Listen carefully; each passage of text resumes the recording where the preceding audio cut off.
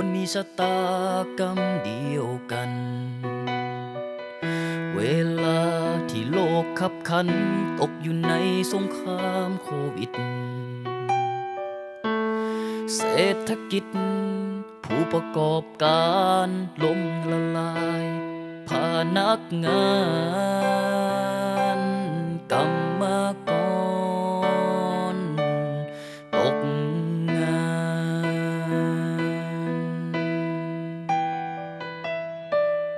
ผู้ที่จะปกป้องทุกคนให้อยู่รอ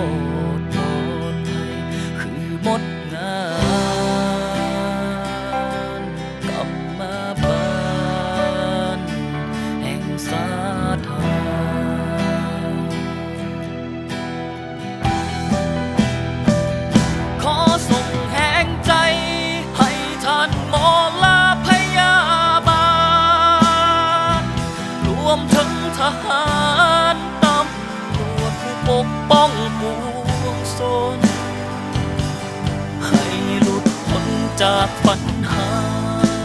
ที่พวกเขาพบเจออยู่ให้